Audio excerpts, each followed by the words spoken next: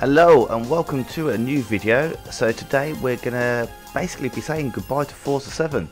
So recently there was an update and they basically said this is the last update for Forza 7, moving on to other projects. They added a new car that you can see here, which is the Porsche Cayman GT4. So I thought, why not say goodbye to Forza 7? Let's take the final car that they're going to add, take it around the Nürburgring Blast, and let's see how it gets on. Car that they give you has already got some tuning parts on it, so I've taken it completely back to standard, as is the rules with the Nürburgring Blast. We've got no aids, no HUD, default setup. Let's get to it. Right, so at the final corner we go, up through the gears, across the start finish line. We'll use a bit of the pit exit again, just to widen out the first corner. Get on the power, there you go, nice and early, and down the hill we go. So this is a Cayman GT4, so we've got, I believe it's 425 horsepower and a little bit of extra aero, but some good mechanical grip, although it does feel like it's lacking a little bit on the front end. If I could change something, that's where I would go, because a couple of times you can just overwork that front end and you're just waiting on the front end to come back to you.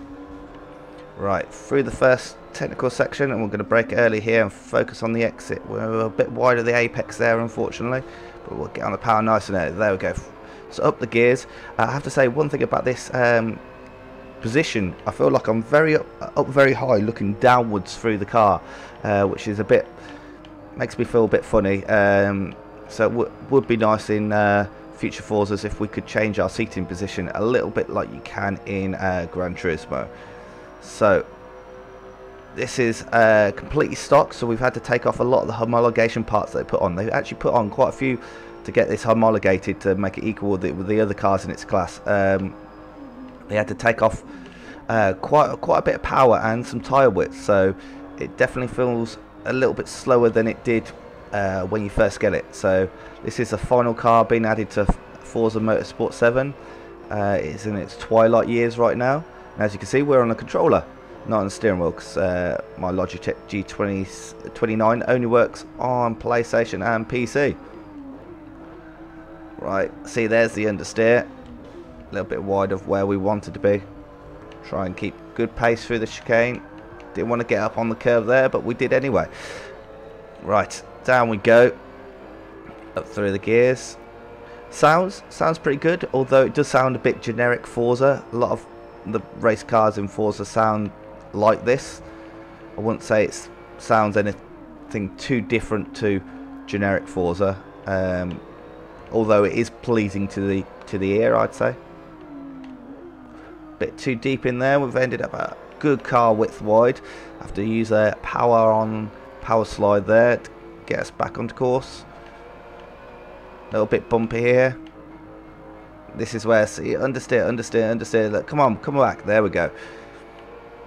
Although you do generally get understeer in that corner, I think it's one thing that holds this car back is the understeer that you can get. Correct a little bit of oversteer. Right, off we go. This corner can be tricky here. We'll take third gear. We want to touch the curb, but we don't want to get on the curb. And then good exit up the hill here. Yeah, correctly oversteer on the exit. There we go. That's a good exit because that's a big hill there. It's quite a steep angle, really. A lot more steeper than it looks. Should be flat out through here. Yeah. And then we're going to focus on the exit here. Try and get a nice late apex. And on the power. Would have been nice to be a bit closer, but it will do. Right. Power up the hill. Let's see how this car does with power. Because, as I say, it feels a bit asthmatic at times. Sixth gear, I think we'll only get into it about twice, maybe on Dottinger and I think once down the Foxholes. So yeah, car really not accelerating up this hill in fifth gear. Yeah, we're only slowly increasing speed. Whoa, rear end came out then, and we're going to need a dabber brake. There we go. Whoa, rear end again, wanted to let go.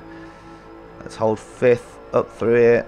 Try and get close to the curb, and then we're going to be hard on the brakes all the way down to second. Try and keep it nice and close. There we go. Then power on the way out. Right, up towards the carousel. I'm going to be down 2 gears and then just try and keep that minimum speed all the way through. There we go. Yeah, and then power out. There we go. Been filling up with sitting so high up, it was quite hard to see where the exit of the carousel is there. Be nice to be able to sit that little bit lower. Take 5th through that corner. Maybe should have stuck it in 4th. Down to 3rd. Clip the curb there. We didn't want to clip that curb on the inside a bit. That's where Maxi Gertz went off in the Nürburgring 24, but I believe that was a steering damage.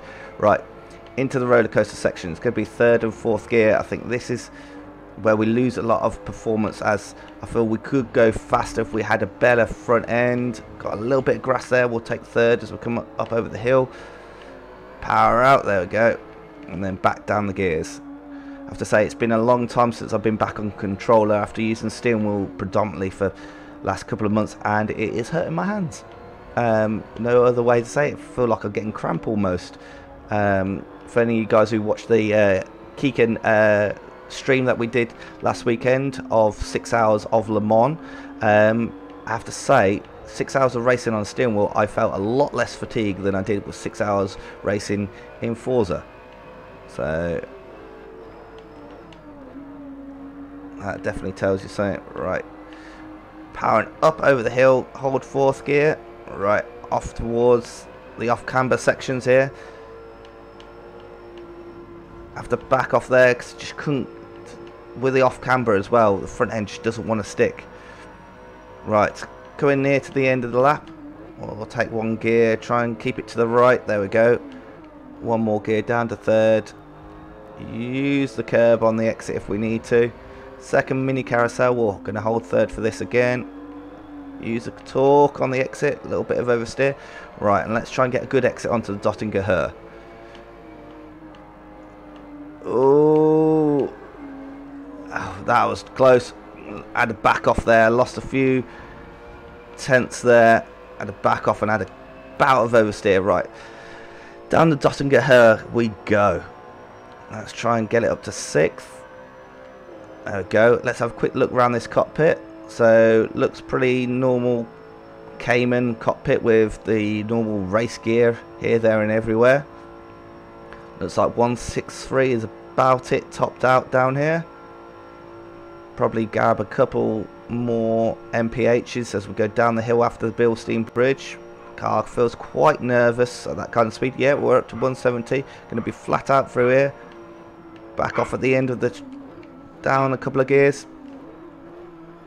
Get it up over the curb. Yeah. Aim for the final corner. Power.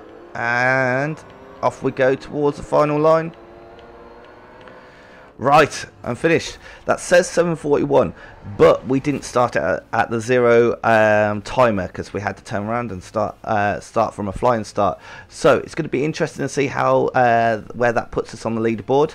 What I'll do now is I'm going to say bye to you guys, and you'll see a little bit of replay action with the leaderboard, and we'll see where it finished. So if you liked it, like it. If you disliked it, dislike it. If you're going to dislike it, let me know in the comments how I could do better, and I'll make it better in the future.